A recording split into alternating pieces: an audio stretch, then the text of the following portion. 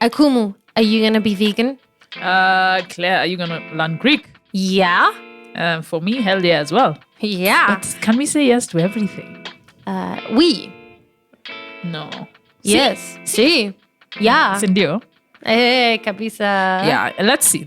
It depends on what they give us and if we can handle it. I mean, but if we can handle veganism, we can handle anything, right? We can handle it. You can't say no because we are The Yes Girls! Hi, yes people, we're the Yes Girls, and you're joining us for episode 3 of the Yes Girls podcast in Nairobi, Kenya, on this day where we can't believe we're already recording episode 3. We're already halfway through season 1, and we're getting so much great feedback from all of you. Yes, a huge thank you for all your support. So many of you have been saying yes to listening to the Yes Girls, and it's been an incredible journey so far with you all. Please keep sharing your ideas and comments on the podcast, either on Instagram, Facebook, or Twitter. You'll find us on all of them at Yes Girls Podcast. And as you know, the Yes Girls say yes to doing, being, and learning something new on every episode. Episodes 1 and 2 were being and learning, specifically being vegan and learning Greek. And guess what? Today we move on to doing. Please note that we've already gotten some ideas from our listeners for future episodes, such as keeping a timed activity diary, being a solo traveler, learning a musical instrument in a week, writing a play, doing the time warp. What's that? Like going back in time. I just had to make it be a doing. So doing a time warp and then reconnecting with people from our past and so many more ideas. We appreciate all of them. And we are listening, and behind the scenes, we are weighing them up to see what we want to explore further.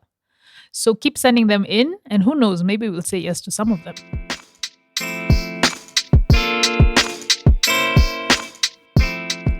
The name's Baker. Claire Baker. Okay, what's going on? What do you want? I'll have a vodka martini. Shaken, not stirred. Do I look like your bar woman? Well, no, but you do know how to prepare a martini, right? And shake it properly so that even cocktail connoisseur 007 can be satisfied. Well, I'm certainly willing to try because I'm Akumu. And I'm Claire. And together we are... the Yes Girls. The Yes Girls. You were late on that one. Clearly. I'll let you off.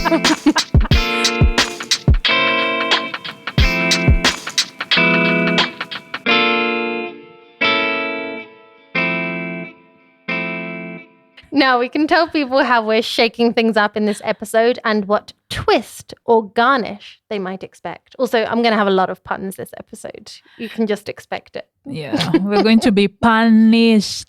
Oh, and that was unscripted.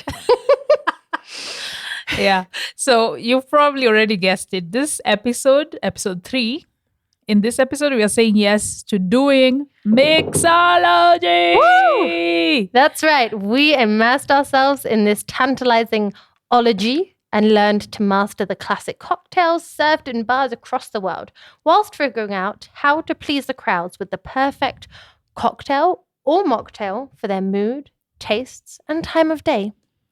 And guess what? We consulted a mixologist to prepare us for this boozy challenge. One of the other puns. And we had 1 week to prepare and practice before serving up an intimate cocktail party for our most taste-sensitive friends.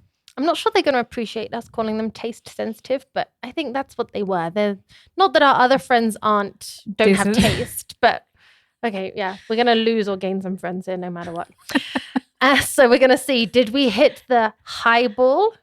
Did we come out bruised and bloody married? Or did we come out harder, better, faster, margarita? Wow. I want no blame for those silly jokes and puns. Let's get some background on what you are actually saying yes to. The term mixology appears in Merriam-Webster's dictionary and dates it back to 1872. Wow. Yeah. The dictionary defines it as the art or skill of preparing mixed drinks. There's usually an element of experimentation and an understanding of the fundamentals of combining and creating different taste experiences with drinks. Typically, of course, this would be done by bartenders, but more and more amateur mixologists, such as ourselves, are exploring this art form at home. For some reason, I don't like this name, amateur mixologist. Why? I don't know. It just sounds more amateurish than it should be. Wannabe mixologist? Aspiring. Aspiring is better, yes. Okay, scrap that, editor. Put aspiring mixologist. So you called it an art form. Is it an art form or a science? Well, the term itself sounds quite scientific in and of itself. And many modern mixologists dive deep into how the different substances they mix interact and create reactions. As with anything, with time, mixology has become more and more experimental. And that's the best part. And we now have mixologists creating entire physical experiences with their cocktails by using flames, molecular mixology, chemical reactions, and interactive ornaments to bring out a full body, mind, and sensory experience when the customers and guests have their cocktails or mocktails.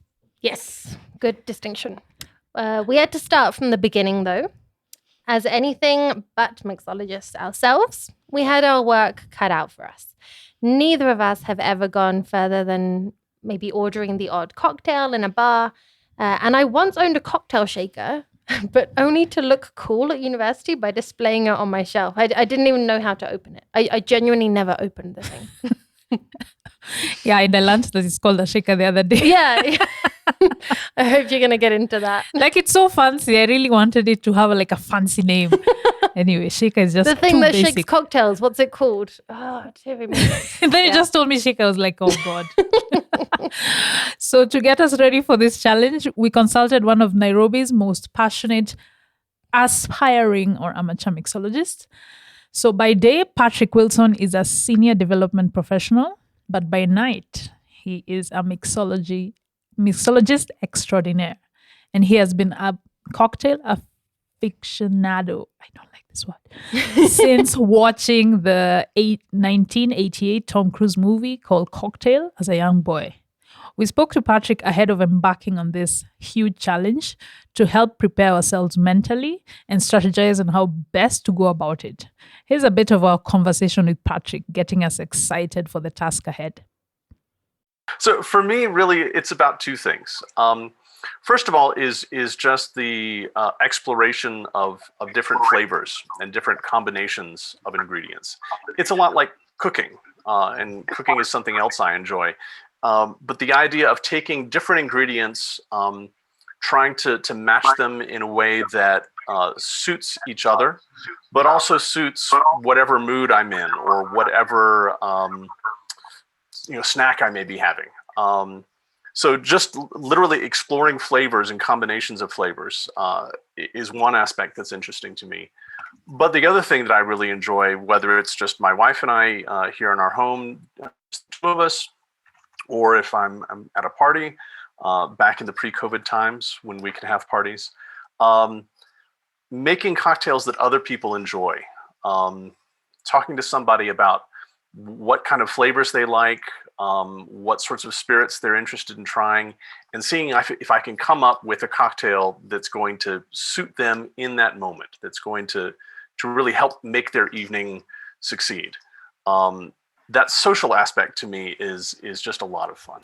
As we both got excited, we also had some worries about how realistic the challenge was. I mean, how realistic was it to really learn the basics of mixology in just a week? Plus, Akumu also asked whether people would be excited about the non-alcoholic cocktails, which you can call mocktails or virgin cocktails, that she would learn. And here's what Patrick had to say about that. Non-alcoholic ingredients for cocktails, or mocktails as some people call them, that's really hot right now in the drinks industry. So I would say just over the last 3 or 4 years, there have been a range of new products that are distilled spirits, but they're non-alcoholic spirits. So that for a person who wants that kind of complex layering of flavors that you get with a good cocktail, a certain kind of mouthfeel literally, the texture of the drink in the mouth, but they don't want to drink alcohol. Now there are more and more options for people to do that. So you're not just relegated to having, soda water with lime juice or a ginger ale.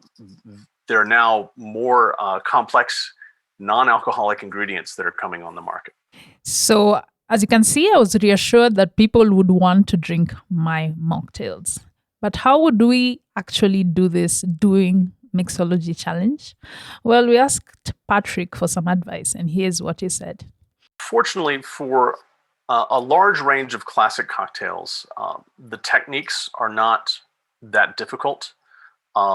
Even the equipment you can improvise at home. So for example, I have a cocktail shaker that you literally put ice and the ingredients into, and there's a cap on it, and then you shake it up, and there's a strainer built into the shaker to strain out the ice when you pour the drink.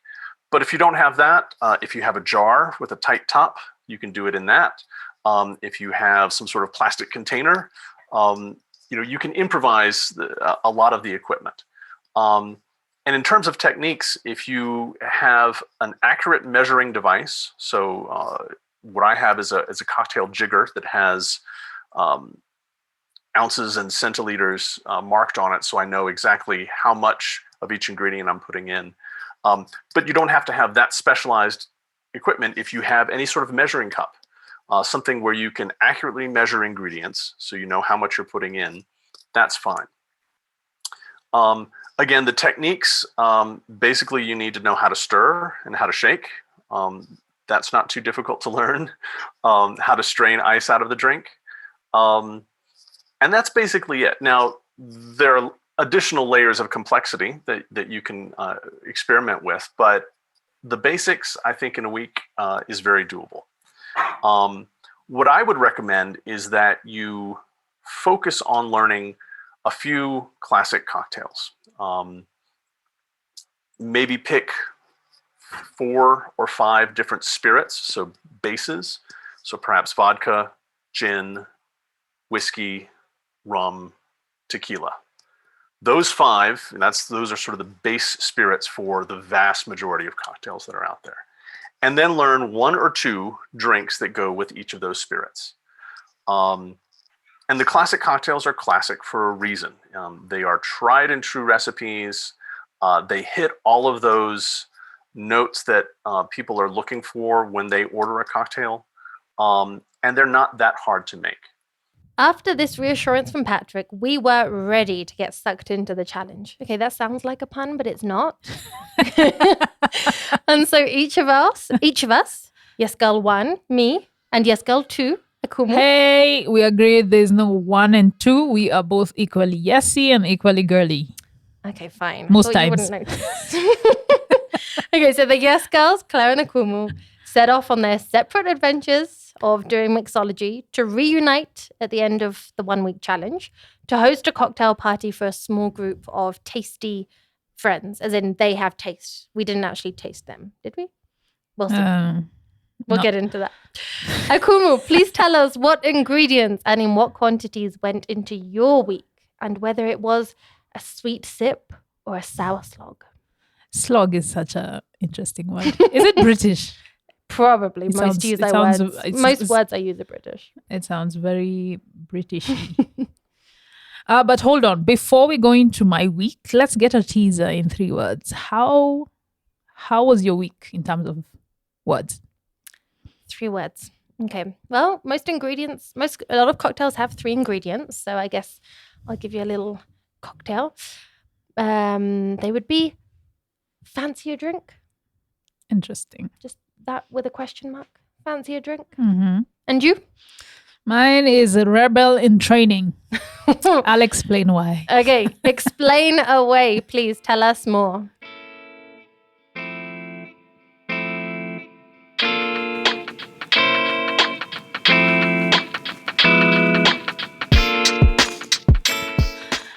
Wow. Okay. My week was one hell of a week. Sorry, I mean one heaven of a week. I absolutely enjoyed it. So you're saying I do the bad puns? Really? I try. You're still the punisher. I absolutely enjoyed it. So, because I'm a natural experimenter, I love creating things, putting stuff together.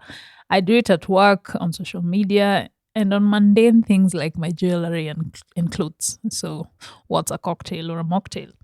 So, this challenge was extremely exciting because I was at the time 6 weeks sober during the challenge. Woo!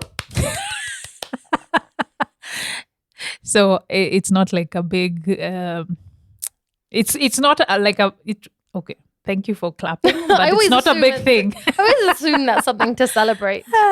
So I say 6 weeks sober because I'm currently taking some medication to stabilize my brain's neurotransmitters. In layman's terms, I am on medication to keep me away from bouts of depression and manic episodes. But that's a story for another day. I don't want to dampen this episode with that. Okay, so back to mixology. I was super excited because I would get to learn more about what I knew exactly zero about: mocktails. I had never ever ordered a mocktail ever before then. I think I hadn't. Honestly, I don't. I didn't even know any. So mocktails, for those who don't know, are virgin equivalents of cocktails, or rather non-alcoholic equivalents. I'm not sure which name I like. Virgin sounds weird for obvious reasons. It sounds more fun than mocktails, but Really? yeah, but mocktail sounds more punish. I feel like it's better to call them mocktails if they're a group. But when you're calling a specific mocktail, virgin sounds cool. Yeah, like a virgin mojito or a Exactly. virgin... Oh gosh, Virgin I think I'd know more something. cocktails by now. So in starting the exciting week, I structured the days as follows: research and studying for day 1 to 3, and creativity and experimentation for day 4 to 7. So in terms of the first part, I used a Google Doc to collect all the cool mocktails that tickled my fancy. Very British. I like it. Either because of the ingredients or the unique names. So I just chose according to liking.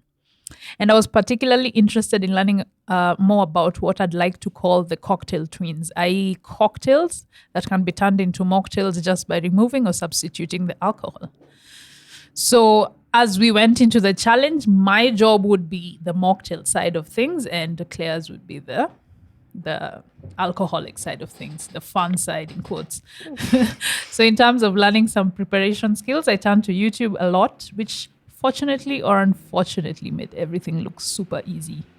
And since I'm a visual and auditory learner, it worked well. So I could remember some things quite clearly. So now let's move on to step 2 of my week, where I had to move into creativity and experimentation. I felt a bit confident because Patrick, the aspiring mixologist, had given us an interesting tip. He mentioned that mixology is basically about knowing how to balance tastes, or is it flavors? And so I saw it as some kind of permission to color outside the lines, if you know what I mean. You see, I'm a natural rebel. I despise having to follow strict rules. And that's why my week is described as rebel in training. So it also helped that I couldn't find all the necessary ingredients for my select mocktails. So the only option I had left was to break a lot of rules, and I was super excited. Here's a clip of me recounting my shopping experience. So I'm just from the supermarket.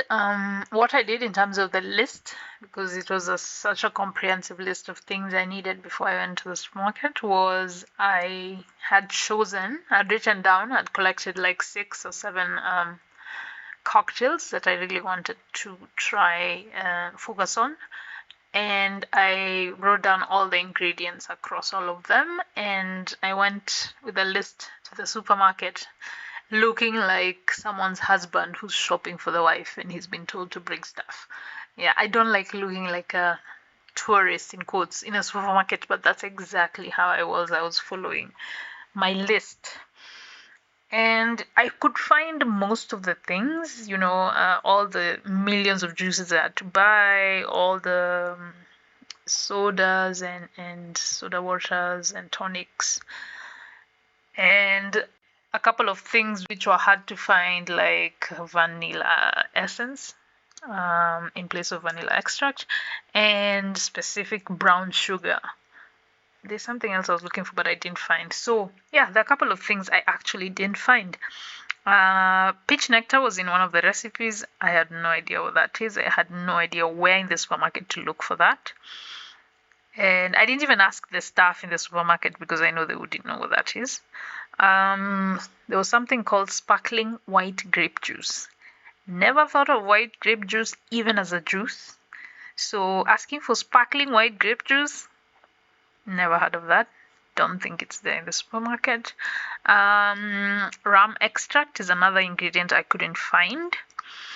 Vanilla extract as well, but I've said I got vanilla essence, and I learned that, from a quick Google inside the supermarket, I learned that, vanilla essence is the manufactured equivalent of vanilla extract. Vanilla extract is more expensive and more natural. So I didn't find the extract, I found the essence. And then I couldn't find apple cider full stop. There was a lot of apple cider vinegar on the counters, but I couldn't find apple cider full stop, and that's a key ingredient in some mocktails. And there's one more thing I couldn't find, and I also don't know what it is: limeade concentrate.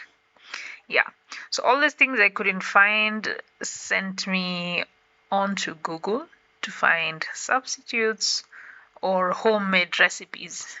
So yeah, it was an interesting experience. And I forgot to mention the other stuff I couldn't find. So I couldn't find mixology equipment. I remember being in Quick Mart and asking these guys, so there's this thing that bartenders usually shake. Yeah. They were like confused. They're like, It what the probably hell is didn't that? help that you didn't know the name of the cocktail Imagine, shaker. and it's simply shake. Shaker. A shaker. What? I'm still pissed off. That name is too simple for that cool thing. You wanted something more complicated, like yeah. cocktail particle accelerator or something like that. Or mixolator. Mixolator. The mixolator. If I ever get a cocktail shaker, I'm calling it the mixolator. Mixolator. So I really wanted to get that shaker. I hate that word. So that I could look cool shaking drinks with some ice, but I had to make do without one. So in terms of missing ingredients, I went to Google and ended up in a rabbit hole that handed me a lot of ingredient substitutes on a silver platter.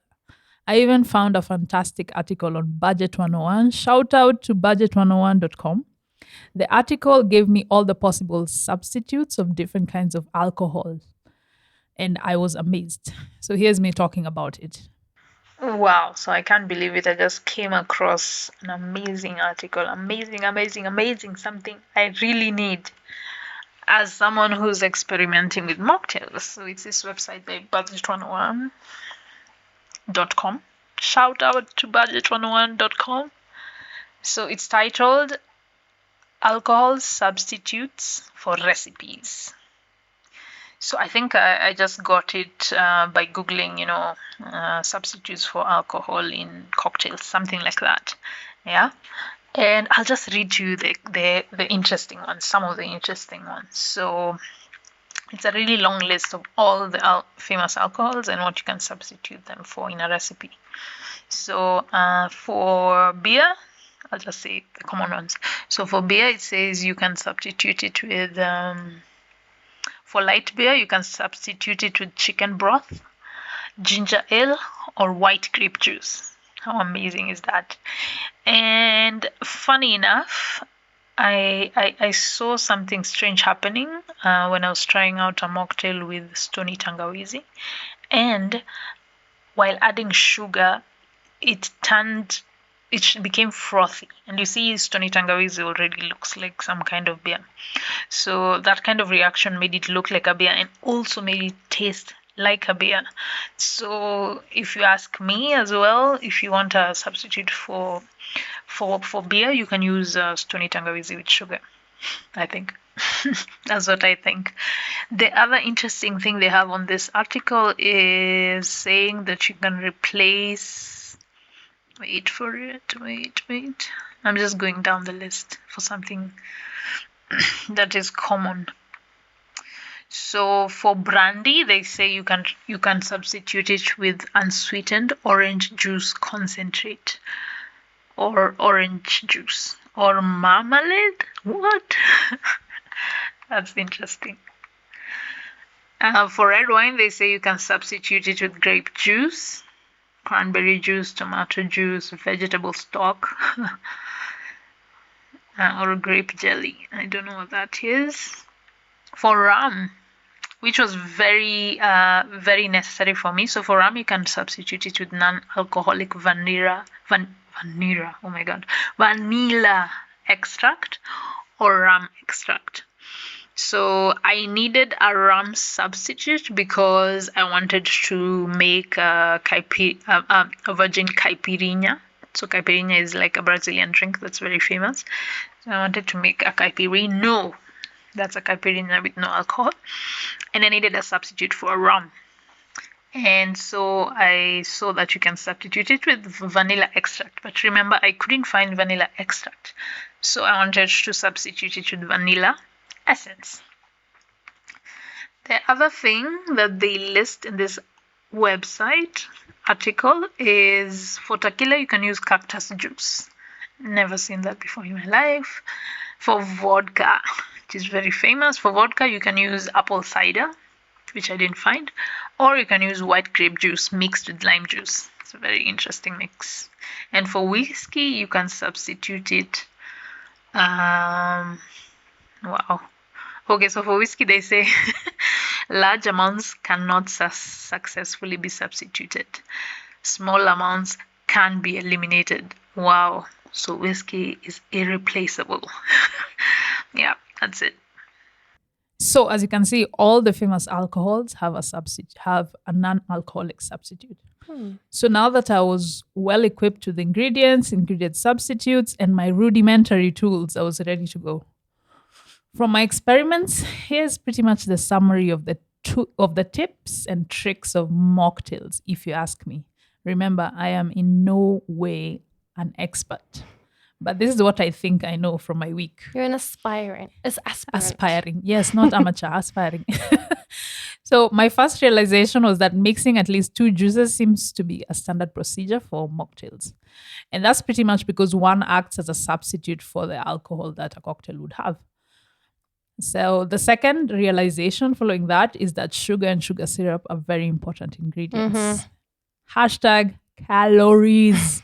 That's where you get your calories if you're sitting in a bar. And then the third realization is that freshly squeezed lemon or lime juice makes everything better. And I mean everything. Yeah. But only if you add some sugar to balance it out. So refer back to second realization about hashtag calories.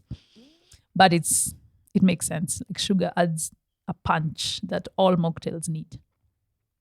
Now, going on to the final challenge, I was very nervous, especially because I thought no one would want my mocktails.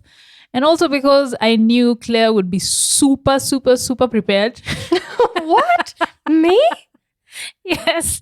So I was just like shaking. I was like, okay. Shaking. Okay. First of all, Claire has alcohol and then she'll be super prepared. So, oh my God, what do I have to offer?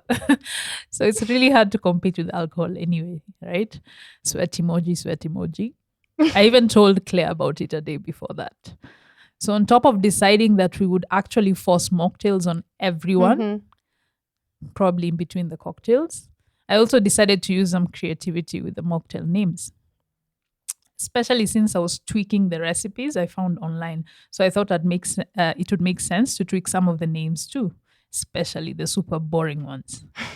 Example, one mocktail was called Cuddles on the Beach. So I decided to shift that a little bit. Here's a clip on all those names. For the final mocktails challenge, I actually created a menu with the 9 drinks. And yeah, it's some cute graphic I got from canva.com. Shout out to Canva. So it's called the Yes Girls Bar Menu Mocktails. Wait for it. The first one is called Safe Sex on the Beach. It's a mocktail version of Sex on the Beach, which is a very popular cocktail. Second one is Mockmosa, which is pretty much a mocktail version of the mimosa. Third one is No Hito, which is the no alcohol version of the mojito. And then from here on, I get a little more creative. There's one with a lot of orange juice. So I think it was called, can I even remember what it was called? It had a very boring name. It was called mojito. Apple cider. Wait, not that one. God, I think I found it somewhere else, but I called it was full of orange juice, so I called it Orange You Glad. And then there's one called Apple Cider Mocktail. I decided to change it to Appleton. Don't ask why. Next one is, I think it was a limonade something, and I decided to call it Limousine. And we go to the famous one that's called Caipirinha. So it's a non-alcoholic version of the very famous Brazilian cocktail called Caipirinha. And then we have the Moscow Mule Ale. So I just added the ale because if you use ginger ale, then it becomes Mule Ale instead of Moscow Mule. And then you have the Virgin Gimlet, which I decided to name the Virginosa. Yeah, so those are the names of my 9 cocktails that I'm serving for the challenge. With the fact that the challenge was a lot of fun and filled with a lot of experimentation, particularly when we had to come up with a new Yes Girls drink, I'd say it was an absolute success. My rating for myself is a whopping 8.7. I don't even know why I put the 7. It's because I was born on the 7th and I just like the number 7, and it's close to 9 and not too far off from, 8.5. And you just have to be a rebel. Exactly. You can't just say 8 or 9. It has to be 8.7. And 8.5 is just too boring. Too even. Exactly. So that was my week of mixology.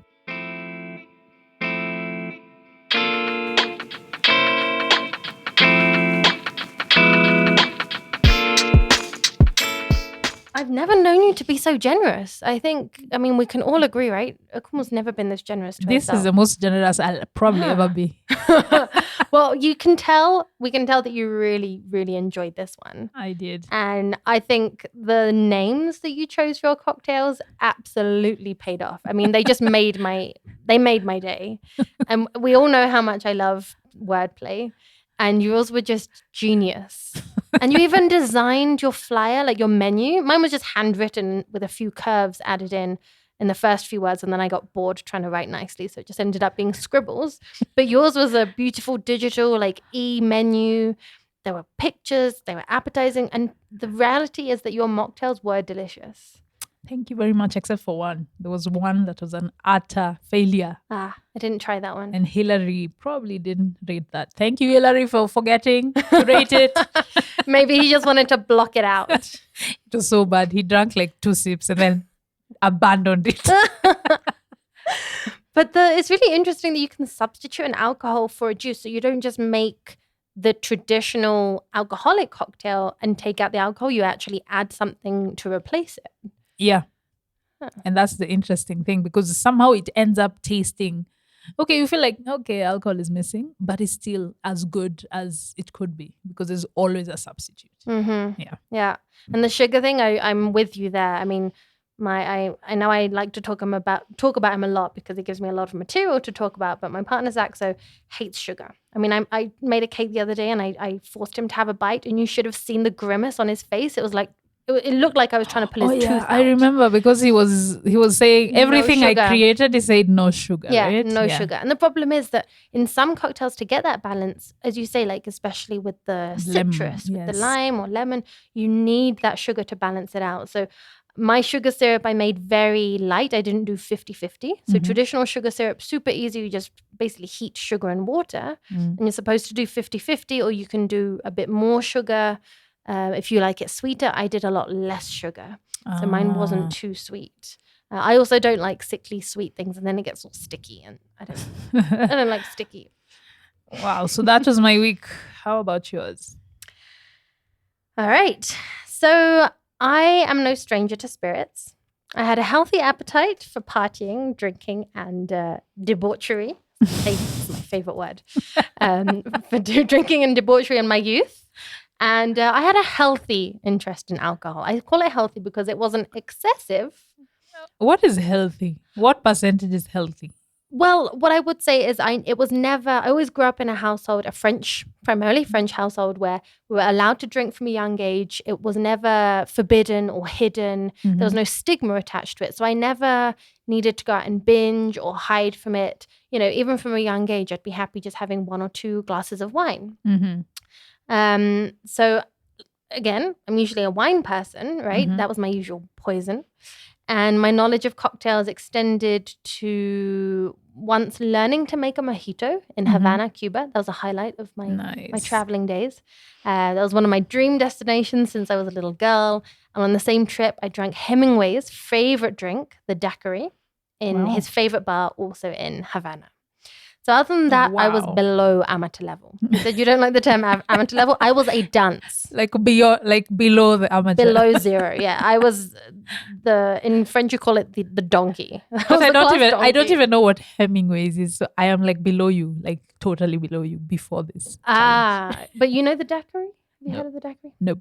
Well, now you know how to pronounce it. It's not spelled the same as it said. So I had to start from scratch. Like you, I did my research. But I kind of condensed all my research into the couple of days before the main week. I gave myself a head start. And on Patrick's guidance, I looked up the official IBA, that's the International Bartenders Association, recipes for all the classic cocktails that I had heard of from a list of about 100. So I took this list of 100, I narrowed them down to about 20. And I narrowed them down by type of spirit. So I only chose one that had the 5 base spirits he suggested, right? The whiskey, rum, gin, tequila, and vodka.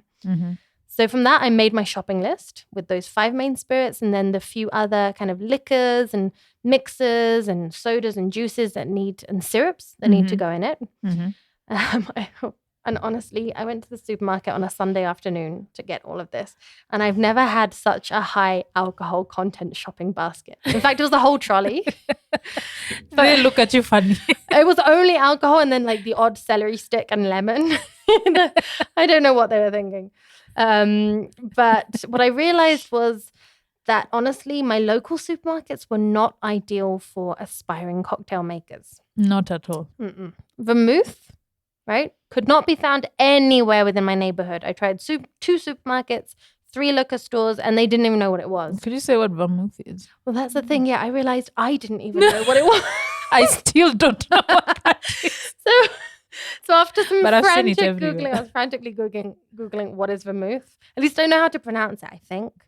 I found martini. Vermouth is martini, or martini is a type of vermouth. Okay. Yeah, so there's a sweet martini and the dry martini. And because I always dreamed of having, the traditional martini, I got the dry one. And I found an online store that delivered on a Sunday afternoon within the hour. Thank God for technology. They delivered. I paid on arrival. I had to pay for delivery, of course. But so thank goodness. My bar was fully stocked. So on that Sunday night, that is when I started. And that's when Saxo realized how great this podcast is. He got to drink cocktails every night for a week. He loved it. So I went systematically with these 5 main base alcohols. So Sunday was vodka night. Monday was gin night. Tuesday, whiskey, etc., etc. By gin night, I was already starting to feel the effects. Which of the 5 is your favorite? I actually particularly enjoyed the whiskey night, which was mostly bourbon. That because of the week or generally? No, it surprised me. The cocktails that I ended up making during the week, the whiskey ones are the ones that really tickled me, as you said. Interesting. I always thought I was more gin. But yeah, I really enjoyed the whiskey ones. Interesting. So by gin night, I was starting to feel the effects. And here's what I mean by that. I never thought I'd say this, but I have too much to drink. Today is gin cocktail lesson, or gin cocktail night. I've made 5 cocktails. I already feel a little bit drunk. And we still have 3.5 cocktails left. I mean, I've got 3 glasses in front of me. Sax has got 2 glasses in front of him. And I don't even think I've got the stomach for it. But I have mastered the gin fizz, the John Collins, the white lady, the dry martini, and the what? The white lady, did I say that? And the Long Island iced tea. And they're all very nice, I must say. After that, we decided to try a different approach, mostly to save our livers and not lose our jobs from hangovers and daytime drinking, but also because I had made a promise. Mm-hmm. You see, after spending all my pocket money on bottles of alcohol, I realized that Patrick's advice to just use what I had around the house for cocktail making equipment was probably a good idea. So I made a shaker or a mixolator. That was very smart. I made a mixolator out of a metal tumbler and a plastic lid from my blender, from my old broken blender. How did you know it would fit? Or you just tried it? Fate brought us together. It's just a perfect fit. Yeah, I mean, it's a little bit tight, so sometimes I had to really squeeze to get it off. But it worked pretty well. Then for measuring device, I used my baking spoons. And then I just used ice cream spoons to mix. But how are you switching from the recipe that says OZ, ounces to your baking spoons? I was very lucky that the IBA recipes I used, like I said, they were all in centiliters. Awesome. And another thing that Patrick explained to us was they generally also have an alternative recipe in parts. So by that, they say perfect. 2 parts gin, 1 part juice, 1 part sugar. So whatever that part just means that whatever is. part. If your part is a 1 liter bottle and you want to make a huge cocktail, then you use 1 bottle for 1 part, and then 2 bottles for 2 parts, or a shot glass. Exactly. But these centiliters were perfect because my baking spoons had centiliters or milliliters. So I had to do a little bit of simple maths, and then teaspoon and tablespoon. They had both measurements. Interesting. That worked great. Yeah, so the only thing is, I had my mixolator and my spoons, but I'd been dreaming. Did you actually call it mixolator? No, we just started calling it mixolator now. I got a bit confused because I'd forgotten I called it that. You started this. Keep up with your own imagination. Wow. Excellent. So aside from that, I'd been dreaming since we first came up with this challenge of drinking a vodka martini from a proper martini glass, just like Grace in Grace and Frankie. That's one of my current favorite TV series about 2 octogenarian divorcees in California. God, my sister has told me about that show. I love it so many times. And I love that it's a brilliant, popular show that has 2 80-something-year-old women. And it's funny as hell. And that's what she says. They're brilliant. I mean, they're 2 classic, legendary actresses. They're like classic cocktails that you can sip, little sips every evening. And I love it. So I wanted to drink the vodka martini like Grace, but I didn't have those quintessential martini glasses. The cone-shaped, upside-down cone-shaped with the long glasses. I wanted them so badly. They're like 2 sips and it's gone. It's too small. Okay, we have different priorities, clearly. Like I say, I enjoy, it's not about the quantity, it's the quality. I'm very Kenyan. It's about quantity. You just want the big beaker, the big tumbler. Yes. So I asked around my neighbors in case anyone might have any. And it turns out that one of them did have some awesome martini glasses. And I also got a couple of other offers of nice wine glasses and whiskey glasses by some other generous neighbors. And I, of course, in turn, promised them cocktails. So Thursday evening, I started doing the rounds in my court, right? I live in a court with 80 apartments. So I was bringing these said promised cocktails around to everyone on a tray. And every neighbor I bumped into that I hadn't promised cocktails to also wanted one. Of course, my God. Right? If you past curfew, past dark, you see this girl in her pajamas walking around with cocktails, you're like, I want some of that. For sure. The cocktails, not the pajama girl. So by 10 p.m. Let's hope so. By 10 p.m., I'd been to 5 houses, bumped into many more neighbors. I'd even hosted a 5-year-old for a mocktail of his choice. Wow. And got to know more of my neighbors in a single day than the whole year combined. Honestly. Alcohol makes the world go round. Don't quote me. No, it's not a very healthy quote. But if I'm honest, I was buzzing and I'd only drank half a cocktail myself because I'd been busy making them for other people. So it was just such a great experience. And I really have this challenge to thank for making me feel more part of a community in my neighborhood than I ever have before. Here's my downstairs neighbors enjoying his. It was a couple, and the child was the one who I hosted for his mocktail. Just have a quick listen. So what have you got in your hands? So I've got a margarita with tequila in it. You've not got much left. Yeah, I'm finishing it. I'm actually controlling myself, so I'm liking it. Can I get another glass? Thank you. And this one? This one is, you have to tell me. Long Island iced tea. And I how really, is it? it's very nice. Thank you so And much. some Coke in it, yeah? Yeah. Coca-Cola, yeah. Yeah. Nice. Thank you. I could make a mocktail for the kids. A mocktail for the kids? Yeah, A mocktail for the kids, yes! Mocktail?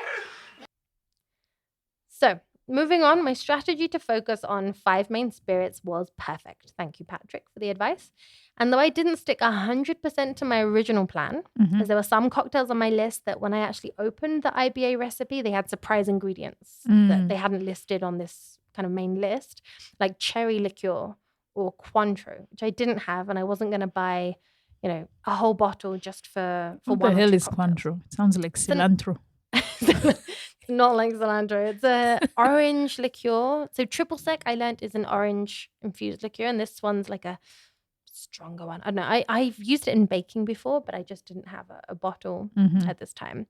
So I added some other cocktails that I hadn't planned on, right? That I realized I had the ingredients for. So I probably made about 15 different cocktails during this week, individual cocktails, but some of them I made many times. I left the champagne cocktails to the final challenge because I only had one bottle of champagne. And we don't yet have any sponsors for the podcast. So there's only so many bottles. Hint.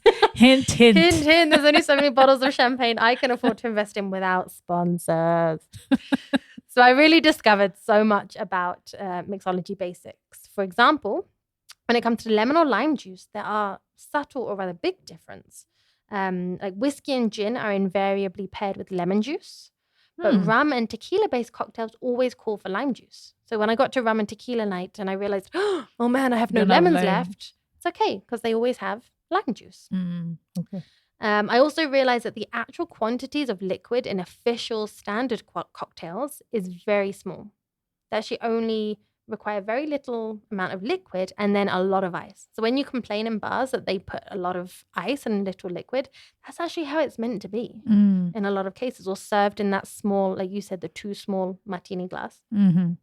So I didn't even store any of my ingredients in the fridge, but boy, did I get through a lot of ice. So much ice. Every day in the morning, I'd have to I had this one ice cube tray I just had to keep refilling every few hours. Oh my God. And truly, everything tastes better when drunk from a martini glass. Even my morning orange juice. We'll share on social media. We'll share on Instagram an image of me drinking my orange juice from my It's like cocktail 2 glass. sips and it's gone. Yeah, What's but the point? Savor it and you look so cool. It's as good as doing this with your hand. Just for the record, Akumu has her arm stretched out like Oliver Twist. In summary, I loved this challenge, just like you, Akumu. It was not only fun and truly allowed me to learn new concepts and skills, which will serve me in the future, but also has opened me up to a whole new realm of closeness and social activities in my small neighborhood community. I'm even planning a cocktail night with some neighbors. Nice. And the little boy downstairs is now my best friend. I would therefore give myself, I'm not a rebel like you, right? I followed all the cocktails to the letter, the exact recipe. Even when Sax was like, no, don't add sugar or put more tequila in my margarita, I refused. So I'm going to give myself a square 8 out of 10. And the 2 points were subtracted because I still made a few basic mistakes, like spilling an extra shot of triple sec in and messing up the proportions when making a margarita because, these little baking spoons are pretty small. And I'm sure I could have practiced more and maybe focused on learning some of the classic cocktails by heart instead of always relying on the recipe. On the recipe, yeah. Yeah. So 8 out of 10, but I loved it. You totally deserve 9 or something. Thanks. Like I remember when you told me you're doing 15 cocktails, I was just like, what? I only had 6 in my document by then. But you mastered them. You did. Pretty much. Kind of. Not really. So, what next? Well, now that we've given ourselves our rating, Mhm. I say we see how we measured up in our final challenge. Mhm.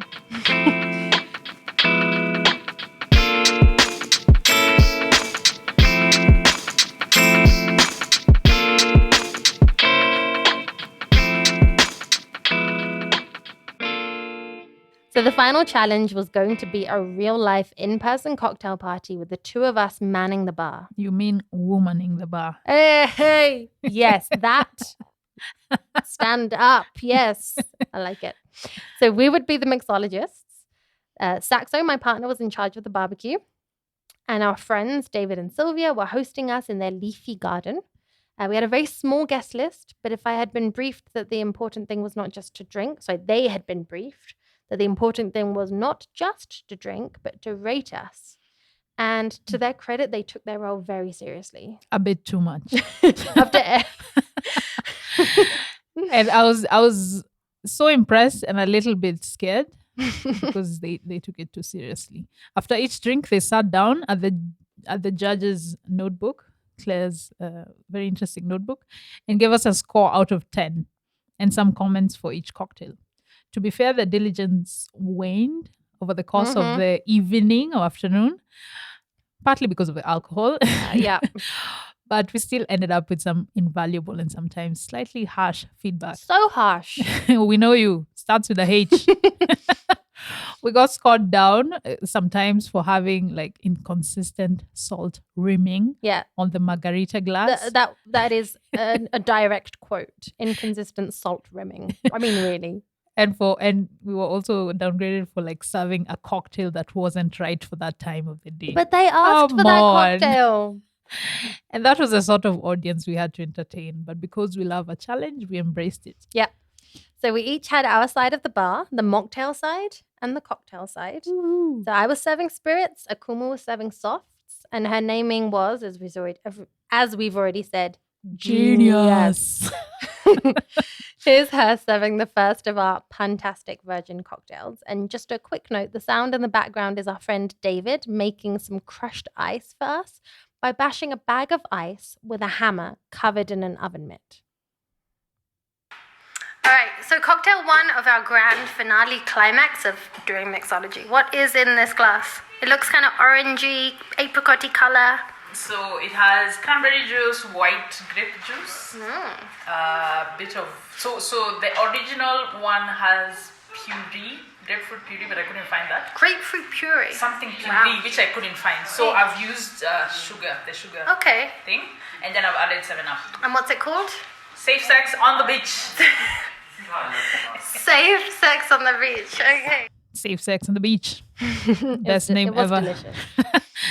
So thank you. I thought my cocktails lacked what they lacked in alcohol. I thought I should make up in terms of in clever names. Mm-hmm. And you even managed to make one of our friends drunk somehow on mocktails. Did she know that they didn't have alcohol? I think she's just so thrilled by the taste that she got a sensory high. Maybe let's just have a quick listen to her. Yeah, I'm surprised I love the mocktails. Oh my god. And is it fair to say that you've perhaps been getting a little drunk off mocktails? Yeah, guys, you can get drunk off mocktails for sure. As you can hear, things were a little rowdier than in the first clip. As everyone started relaxing, salsa started playing, we were actually overwhelmed with orders at some point even. We literally didn't sit down the entire afternoon stroke evening. And we must each have had at least 30 different cocktails and mocktails by the end of the day. Made, not had. Oh, sorry. Right? Made. Because how many did we have? I think I had like 3 drinks or something the whole afternoon. 2.5 and then 1 mocktail, I think. Yeah. And that includes the Yes Girls cocktail. Yep. Stroke mocktail. Actually, it's both things, right? Yeah, it was a mocktail. Mocktail. Yeah, so we invented our own cocktail. To be fair, we may not be the first people to have combined these specific flavors before, right? Everything's been done before, basically. But we are certainly the first Yes Girls to have done so. So we call it the Yes Girls cocktail. Mocktail. So Kumu created a mocktail base, essentially a remixed version caipirinha, I think. Yeah. And then I added some rum and bourbon to give it a kick, pretending that I knew what I was doing. And it went down a treat with our guests. So if you want the full recipe to try and make it for yourself at home, yeah, you can try this at home, kids. With Not kids. Kids don't try this at home. no, the mocktail part. Sorry. Oops. Don't try Children this do at not home, drink kids. alcohol. So yeah, just get a shaker and get the ingredients, and you'll get everything that you need on our Instagram page at Yes Girls Podcast. Yeah, and we'll put all the other recipes. You don't even need a shaker or a mixology. You can just use a jam jar or a plastic tin, as Patrick said. So what was the overall verdict from our judges? Let's have a listen. They weren't too good at maths by this stage, so it's more just a qualitative feedback. Hi, judges. We're almost at the end of our cocktail session, and I would like to hear maybe just a summary of how you found the cocktail experience today. No end. There's no end. Some surprises, interesting experiences like champagne and gin. I mean, who would have come up with that? But yeah, interesting. New flavors. I think it's fair to say that even if they were harsh in their rate and scoring, with an average of 6.3 out of 10, everyone kept ordering and reordering, and everyone kept, walking towards us and staggering away. And they were content and feeling happy after a great day of cocktails, mocktails, and some amazing barbecue by Saxo. I don't know if you realized the only thing that got scored 10 out of 10 was the meat, but I think it might have been Saxo scoring himself. Probably. Exactly. So all in all, I would call that a resounding success. And I must Definitely. say that I can pledge right here, right now, that I will keep up my mixology. Not just because I still have about 20 half-full bottles of spirits, liquors, and mixers, but also because I've discovered so many delicious cocktails that I love and the joy I get in sharing them. So the next parties and gatherings I go to, I will volunteer myself as the resident aspiring mixologist. All my friends that are listening, you can quote me on that. And any strangers out there, any potential future friends, invite me to your parties. What about you, Mokumu? Anything you'll take away from this challenge? Be careful what you wish for. I'll also keep experimenting with new mocktail inventions as much as possible. Like the day after the main challenge, I still had lots of juices and lots of things to use. So yeah, I had a very willing victim and he loved them. Nice. So mocktails, and I love that mocktails have no age limits. So yes, kids, you can try those at home. Yeah, These ones, not the other ones that I said. just the mocktails, not the Just the mocktails. mocktails. Yeah, just be careful of the sugar high parents. Yeah, even myself last night when I was making dinner, we had a cocktail before dinner. It was actually a white lady. She's one of Saxo's favorites. So I said, "Do you want a white lady?" And I jumped in front of him, posing. "Do you want a white lady?" He said, "Yes." I said, "I'm right here." He said, "Oh, not that one. The drink. The liquid kind. I don't want that one. She's not. I'm not in the mood for that today." So that's it from us. Now we want to hear from you. What have you said yes to? Have you said yes to doing mixology? Did you walk behind a bar and vow never again to touch a bottle of triple sec? Have you got a story to tell? Tell us about it on our Instagram page at Yes Girls Podcast. Facebook, the same. Twitter, the same. At Yes Girls Podcast. And if you want to suggest something that you think the Yes Girls should do, be, or learn for a future episode, send us your ideas. If you want to share your expertise, business, or passion with us through one of our episodes, get in touch with us. That's at Yes Girls Podcast on all social media. And guess what? We also Are you sure you've only been having mocktails? I'm drunk on mocktails. We also share some behind the scenes photos, videos, recipes, and all our experiences while we are doing, being, and learning. So you get to see a little bit of what we put ourselves through in the names of doing these 3 things. And we do it all for your entertainment. And education. And future parties. Yes. And future mixolators usage. So many ingredients went into this drink we call episode 3. Into the shaker that is Sema Box at the amazing Baraza Media Lab, where we put a shot of our producer, Dan Aseda. A few dashes of Patrick Wilson, mixologist extraordinaire and our expert advisor in this challenge. And 2 Aussies, CL. Centiliters. I was using Aussies. Or 2 shots of Ped O'Brien, who composed our theme tune. And a squeeze of our amazing friends David, Sylvia, Laura, Hilary, and of course my partner Saxo for sacrificing a whole afternoon to drink with us. And to rate us very seriously. And a shake with ice cubes and neighbors, families, friends, listeners to create the one and only Yes Girls cocktail. Join us in 2 weeks for episode 4, once we've sobered up, where we'll be saying yes to a concept that sounds easy, but it is anything but. And that's for the episode. And that's it. Sorry, that's it. Wow, am I sober really? That's it for this episode of The Yes Girls.